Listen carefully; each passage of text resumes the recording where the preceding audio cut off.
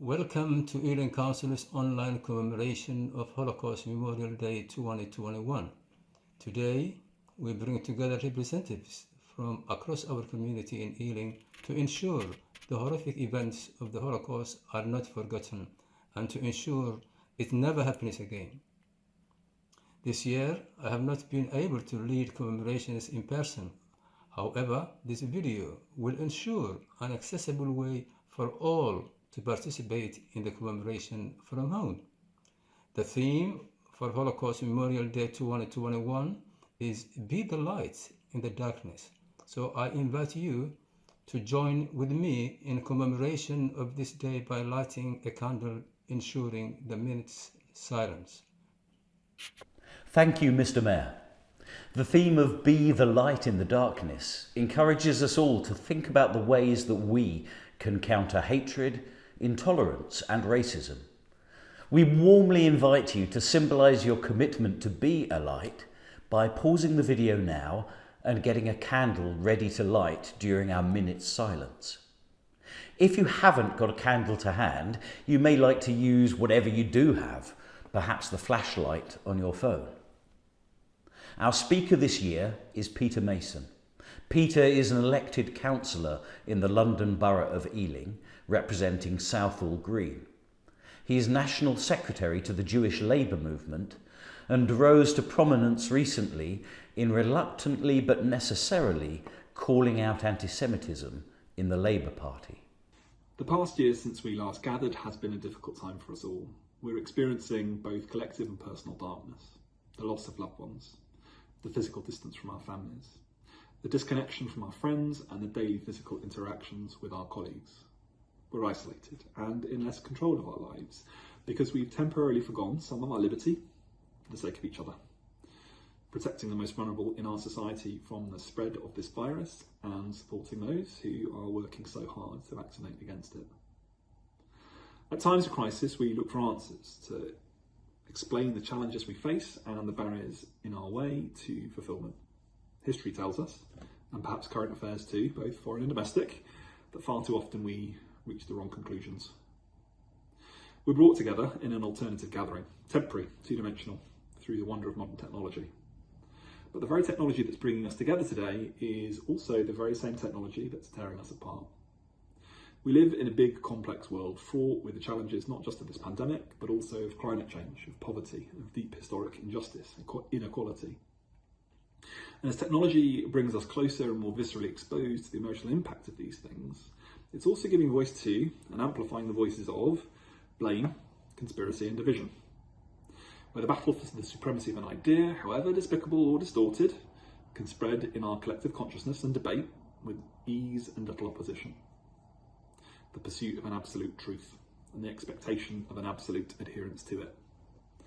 It's in this intolerance that we allow inhumanity to enter or to be left unaddressed. Anti-Semitism, Islamophobia, anti-black racism, intolerance directed at Gypsy, Roma and traveller communities, the conditions that give rise to war and ethnic conflicts that still rage, the historical and institutional discriminations, and the consequences of colonialism that we've still yet to fully acknowledge and to resolve. We mark Holocaust Memorial Day annually as a lesson to remind ourselves of where intolerance once led, to the industrialisation of hate and of murder and of barbarism. When a liberal democracy, in the space of just a few short years, in the wake of a crisis, abandoned the very same values that we still, 80 years on, hold so dear. Where civilised people would enact the murder of millions of Jews, of Roma, of Gypsies, the disabled, of the LGBT, of dissidents, of who they were and the ideas that they believed in. We mark it too in order to remind ourselves of the lessons not learned of the subsequent genocides of Cambodia, Rwanda, Bosnia and Darfur. Hannah Arendt, watching the trial of Adolf Eichmann, the chief administrator of the Holocaust, would develop the concept of the banality of evil. Controversial in its day, advanced so soon after the end of the Holocaust, when the pain of survival was a lived and recent experience for so many more survivors than we have able to share their testimony today. It held that far from being an aberration, that so many of those involved in perpetrating evil, in her words, were neither perverted nor sadistic, that they were and still are, terribly and terrifyingly normal. Her argument was not that those who committed evil should be excused or in any way held less culpable for their actions. Instead, it was that a toxic concoction of propaganda and of the abdication of critical thinking alongside a subservience to rhetoricians and ideologues could see ordinary people do despicably extraordinary things. Evil, she wrote, comes from the failure to think. It defies thought. For as soon as thought tries to engage itself with evil and examine the premise and principles from which it originates, it's frustrated because it finds nothing there. Good and evil, truth and lies, fact and fiction. In Judaism, the great duality of critical thinking is of discovering what's right and wrong is represented by the two great houses of the sages of Hillel and Shammai. Our tradition teaches us of the great opposing debates, fought with zeal between them as they argued with great passion, even the most mundane interpretations of the law. But always in the spirit of machlochet l'shem shamayim, arguments yes, but always for the sake of heaven, where totalitarianism and absolutism give way to a commitment to listen to each other, to learn from each other, and find the compromises necessary for us to build a cohesive society. Isaiah, invoking the image of a society in crisis, prophesies the future in which nation would be judged for their actions, where disputes would be settled, where people would beat their swords into plowshares and their spears into pruning hooks, where nation will not take up sword against nation or train for war. Our ability to fabricate tools from the rocks of the earth that sustain life or end them was once a modern technology, and we chose which we would create. We face the same choices today and in the future. Will we challenge denial, distortion and disinformation wherever we find it? Will we make commitments to each other of civility, of tolerance and of justice?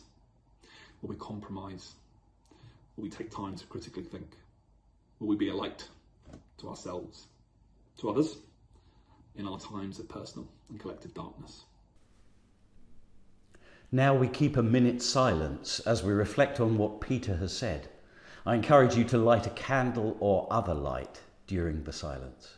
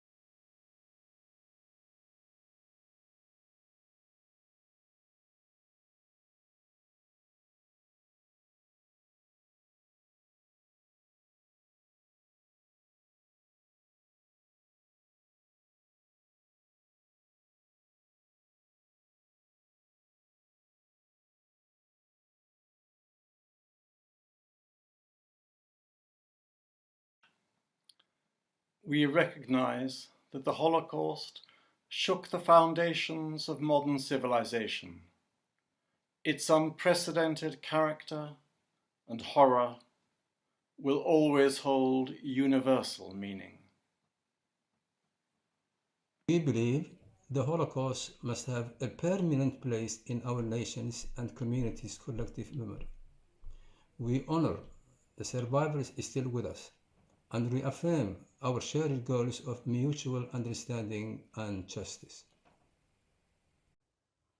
We must make sure that future generations understand the causes of the Holocaust and reflect upon its consequences. We vow to remember the victims of Nazi persecution and of all genocides. We value the sacrifices of those who have risked their lives to protect or rescue victims as a touchstone of the human capacity for good in the face of evil. We recognise that humanity is still scarred by the belief that race, religion, disability or sexuality makes some people's lives worth less than others. Genocide, anti-Semitism, racism, xenophobia and discrimination still continue. We have a shared responsibility to fight these evils. We pledge to strengthen our efforts to promote education and research about the Holocaust and other genocides. We will do our utmost to make sure that the lessons of such events are fully learned. We will continue to encourage Holocaust remembrance by organising an activity to commemorate Holocaust Memorial Day. We condemn the evils of prejudice, discrimination and racism. We value a free, respectful and democratic society.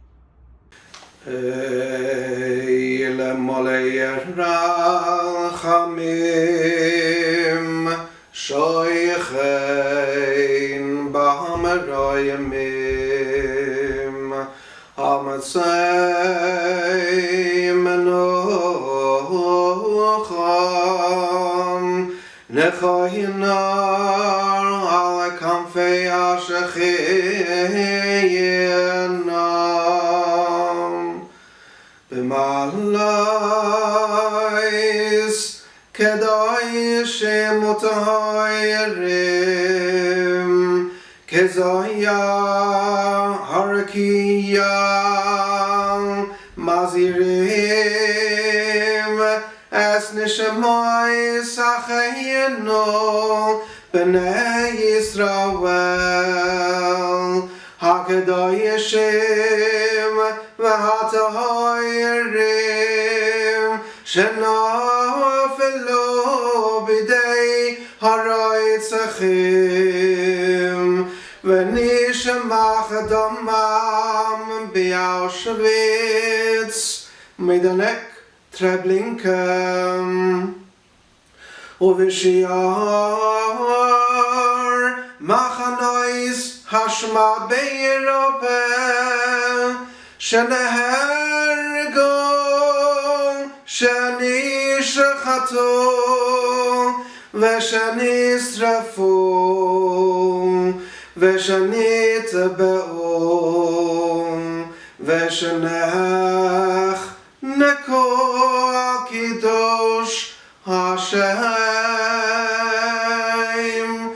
bavor shekol hakol hakadosh hazem mispalalim b'yad haskaras nishmoyesam beganeidan tehei menuchasam Lachein bal harachamim Yatzirem v'sei sekenofech alayahilamim Oserair b'Yisrael hachayim es neshama yasam Adonai Yahu nachalasam ve'anocho amishkevayisam v'shalayim v'noimar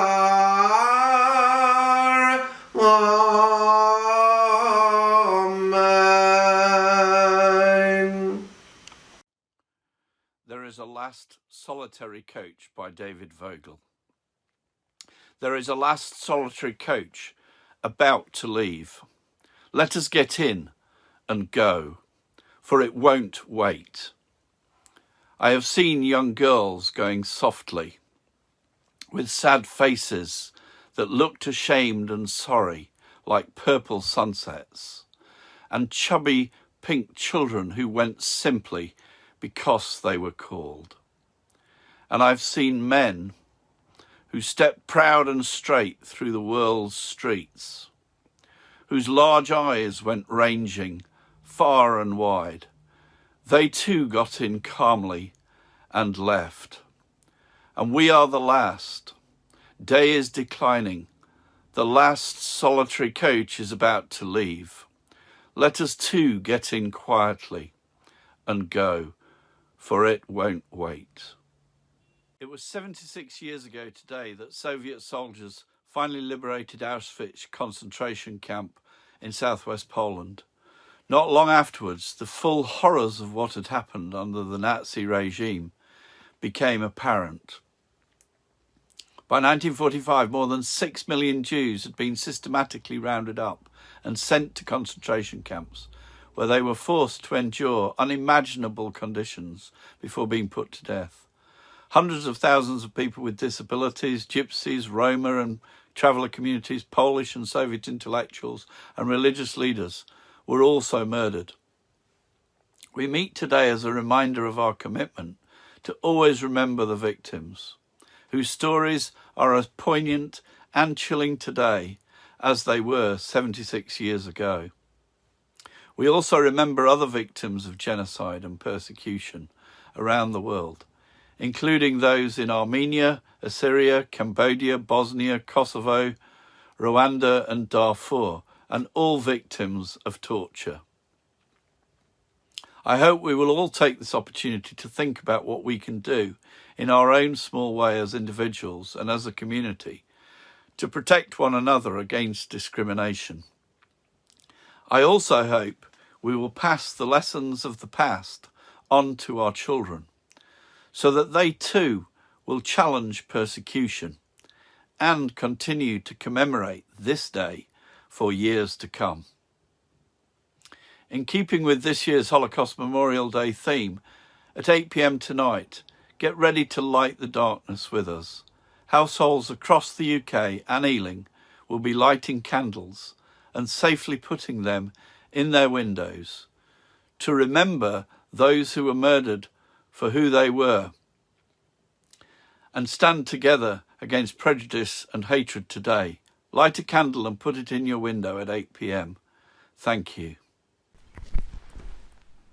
In 2019, a Jewish family was travelling on a busy tube train when a man started giving them anti-Semitic abuse, particularly aimed at the family's 2 young sons. At the next station, a woman entered the carriage, heard what was happening, and confronted the man. The woman was Asma Shaweik. Speaking about the attack afterwards, this is what Asma had to say.